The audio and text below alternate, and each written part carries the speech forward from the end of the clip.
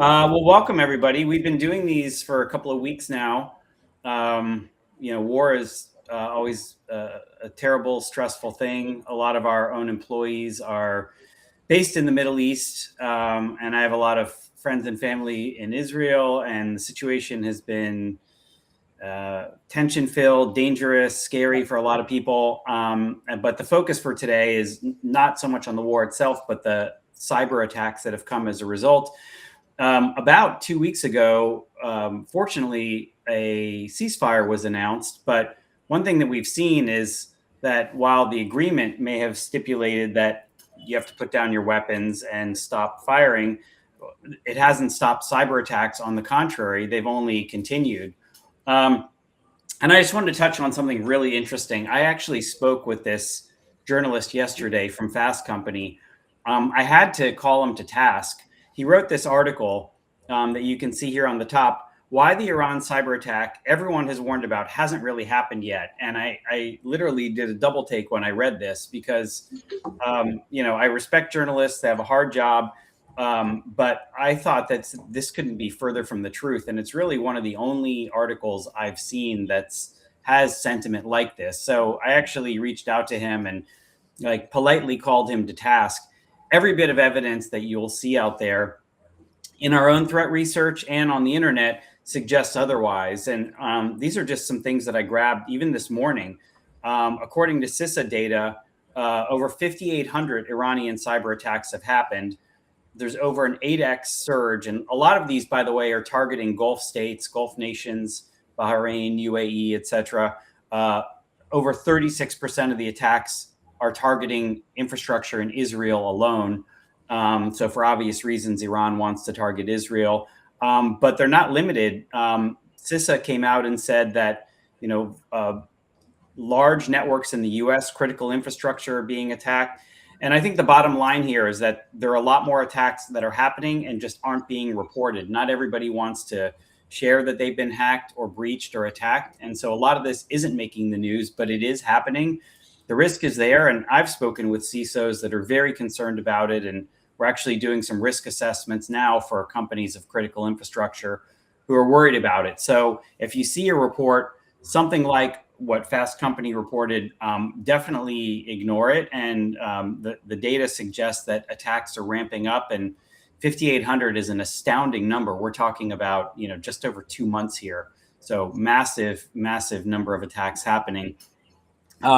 Just to touch on the timeline, we keep this updated, and I'm not going to go through all of this, but I think this shows that they have happened, and they're not limited just to the Middle East. It's been widely reported that Stryker was attacked. We at HivePro have been contacted by several hospital groups who are currently under attack. And so, because of affiliations with the US or, they have donors in Israel, so they're being attacked. But critical infrastructure is also not being spared. The FBI's own email director's email was attacked. But these attacks continue. And just 3 days ago, there was a flurry of attacks that were reported to be successful. And it's always interesting, right? The Gulf states are saying, no, we weren't attacked. We're not going to acknowledge it. But threat actors like Handala, who came out and targeted many different organizations, are sharing proof online. So, there's more and more evidence that it actually is happening. And I like to keep current. This just came in is APT, Group 34 Golden Falcon, in support of Lebanon, is announcing that they're going to be attacking various groups in the U.S. or various infrastructures. They're targeting airports, subways, and electrical grids. And that's not a new group. You can research them online. We have research on them as well. But that just came out this morning, that they're boldly stating that they're launching attacks on all the entities here listed.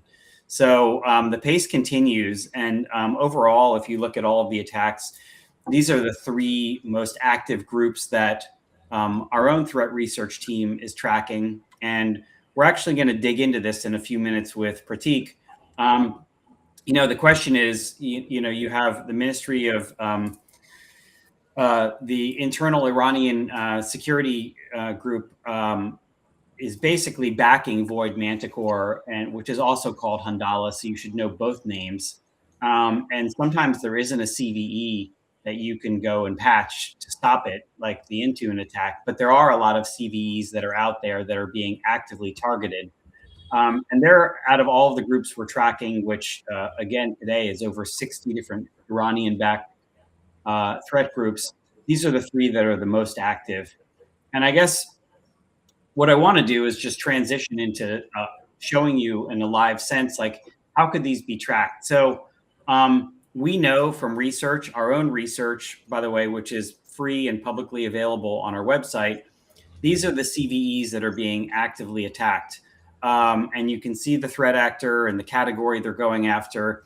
But in order to defend against these, you need to know, A, what infrastructure you have, and, getting a full asset inventory is really, really critical. Obviously, as the saying goes, if you don't know what you own, you can't protect it. So know what you own, know what infrastructure you have, know what state it's in, and then reduce that attack surface, take things offline that are no longer in use, no longer critical, no longer relevant. But the biggest thing that you can do to defend yourself is identify CVEs that are being actively targeted and patch those. So I guess, good time to turn to you, Pratik. You've been a Gartner analyst for many years. You've been a field CISO. You talk to thousands of CISOs. What does the average CISO do when they see a list of, there's easily over 20 CVEs here that need to be identified and patched? Like, how does the average CISO react when they get a list like this? Absolutely. That's a great question. And Dan, I've had several such conversations whenever there is an industry event and a cyber attack that has happened in the same industry. The very first question the CISO has, or asks his or her his or her teammates, is that, tell me, what is our exposure against these attacks and the cyber attacks that have happened in the same vertical, in the same country, or something which is a lot more prevalent in the industry today. So right now, I've had at least 20-30 such conversations with the security leaders in the last 20 days, and everyone is going after evaluating their exposure against Iranian threat actors, because these are the imminent threats for these organizations and risk for these organizations. They are very disappointed at the same time. The security leaders that I'm talking to, they're disappointed for the reason that they all complain, or rather I would say are not happy about the fact that it takes their teams at least 2 to 3 days before they can furnish an elementary report on the exposure against Iranian threat actors. So I wonder, why is it something that has to take 3 days? It should be something done instantly. And let me also bring one more fact. In fact, you were talking about this earlier around, a lot of information, disinformation around, attacks happened, attacks did not happen.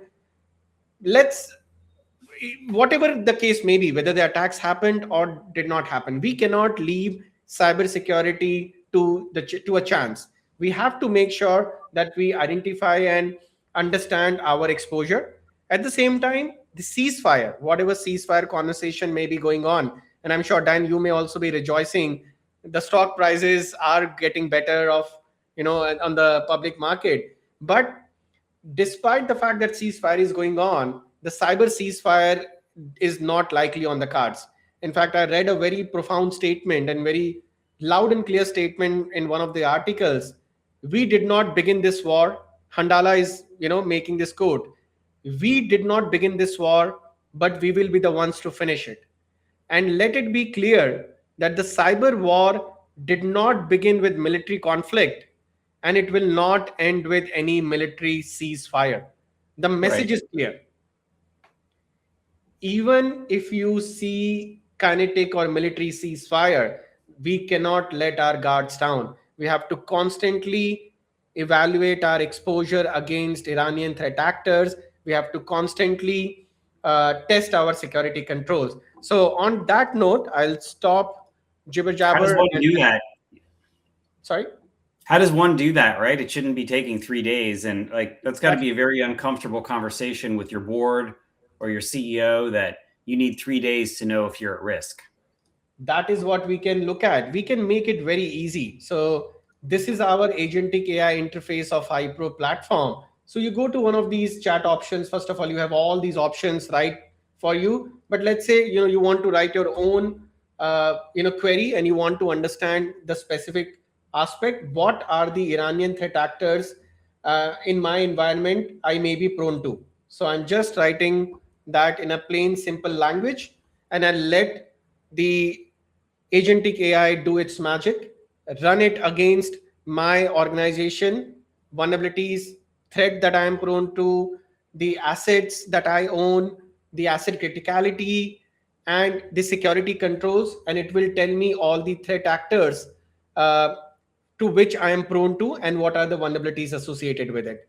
So within, I think it took what, 20-30 seconds. So it tells me Even less. even less. So it tells me these are the threat actors which are currently active in the Iranian threat landscape. Pioneer Kitten, Static Kitten, Helix Kitten, and they are known by multiple different names. How does it know that?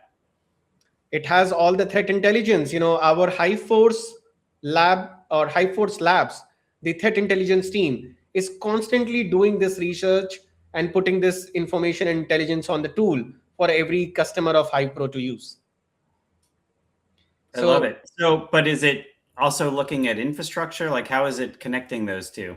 Exactly. Now we will make the connection. So I'm going to ask another query. I could have asked it in one single question, but I wanted to show you the knowledge base first and then see whether I am prone to these attacks or not. So now I'm asking, what are the vulnerabilities associated with these threat actors? And let's see whether it takes 20 seconds or 30 seconds. I don't think so. Should be a game or deal breaker if it's 30 seconds. Even if it's 50, it's better than 3 days. That I completely agree with. And now this will map the vulnerabilities of the threat actors, Iranian threat actors, with the ones which are in your environment, and will give you the result whether those vulnerabilities are available in your environment or not. Not a problem. I think there is some error that we are getting, but I can quickly show you the results that I had already produced. So the same question, what are the vulnerabilities associated with these threat actors? It gave me the entire list of vulnerabilities that these threat actors are targeting. And then it also tells me that one matching vulnerability is currently present in your environment, live vulnerability records. The most urgent exposure is this because it is open, high severity, exploitable, and internet facing. Very important. So the value here is I may have 1,000 open vulnerabilities, but what you can learn here is what's the one you can fix to stop your risk or most mitigate your risk now. Exactly. Right? Precisely. So I may have had several, and even the threat actors are exploiting several vulnerabilities, but let's understand the ones which is contextualized to my environment. And that is what this query tells you in 30 seconds each. So now it's a lot easier. You can just now go to the board and say that, boss, I just have one vulnerability and I'll fix it right away. The second thing, and very critical thing, Dan, we often only focus on vulnerabilities, but we forget the fact that attackers also make use of weak security controls. You deploy email gateways, you deploy EDRs, but how do you make sure that they are competent, or they are configured in the right manner to stop these attacks? That's where the HiPro platform again helps you. So if you go to your platform, click on collections, you would be able to see, when you go to global threat intelligence, and let's select the intelligence which our High Force lab team is creating. As I know that the war began on 28th of February. So let's see the attacks that have come out in the last, or the Iranian threat actors. Hey, Pratik, question from the audience. How much time do you think this would save a team from doing this work manually? So if I can automate it here versus doing manually, how much time do you think you could save, like for your typical business? At least 1 to 2 days. At least 1 to 2 days, depends how scattered your data is. Because what if you are using multiple platforms? You will have to log on to multiple platforms, do the analysis, and come back. Well, 1 to 2 days every time you want to answer that question, and you need to answer that question every day. So exactly. that. And I think also without knowing what you own and what your infrastructure is, you can't even answer the question. So some critical elements here being addressed. That is 100% correct. And in fact, as I was talking, Dan, about the attacks, so I just typed in Iran in the search box, and it tells me all the collections of the attacks that I should be evaluating my security defenses against. So in this one, there are 16 attacks which are grouped under one collection. There are 37 attacks here, and there are 5 attacks here. Now, you don't even have to go and select each and every attack individually. You can just use these collection of attacks, test your security defenses against this attack. And I'm not done, Dan. I'll just take another 30 seconds here. Is that now, if you want to simulate it, or you want to do it individually at multiple layers, so you can go to attacks, which is a library of individual attacks. The previous view was collection of attacks. This is individual attacks. So you go to target. Let's say you want to test your email gateway security. So you click on email, and it will filter the list of email gateway validation or email gateway attacks. And you would see a lot of attacks that we were reading about in your report and on screen Exactly. as well. Handala, you will see Lure Gulf, and so many attacks that are very active at this point of time. Yeah, Gulf Lure. These are the ones that you test your security defenses against, and this is all curated so that you know whether your security controls can withstand the attacks against Iranian threat actors or not. And these attacks can be simulated from this same very environment. This is not a threat intelligence platform. This is a threat intelligence backed exposure management and exposure validation platform. Just to make it clear that you may assume that, okay, this is just threat intelligence. No, this is not threat intelligence. This is threat intelligence backed simulation or exposure assessment and exposure validation. Got it. So we went from, just to summarize, reading threat intelligence, seeing a threat actor, understanding what they're targeting, and then looking at our own infrastructure through discovery, and then mapping and identifying where we're vulnerable, patching it, and then testing that patch to make sure we have the right controls in place. So all within a few minutes. Exactly. I love it. That's how easy it is. Nice. Well, we commit to doing these in 15 minutes, and we're a little bit over already. I guess I just want to wrap up by thanking everybody. We've been having really large audiences to these events, and we have a lot of threat research out there. Every day, it seems like our High Force Labs comes out with new threat research. So if you go to our website, you can download it from the website. This isn't open source. This is work from our own research team. And we have 2 specific, very voluminous, deep, high fidelity finished intelligence booklets that you can download. They're PDF files that have a lot of information on Iran. And then we have reports that come out every day. So if you go to the website, under resources, you can download those, or you can go and download from our threat feeds. Just type Iran and you'll see all of that research up there. And then, of course, if you want to know if you're vulnerable, you don't have to go out and buy our product. You can come to us and we're happy to engage. If you scan the QR code, we're happy to do a free risk assessment for you. It takes about an hour. We can look at your infrastructure and tell you if you have any open exposure to some of these threat actors we've been talking about. So as always, this has been fun, Pratik. It's great to do a live demo. It's cool to see Arbis AI. It's something that's new and really powerful. And I think it's going to be a game changer for our many customers and people out there who are currently taking days to answer simple questions like, are we exposed? So thanks for your time, and Pratik, and thanks everybody for joining. Thanks, everyone. Have a good one.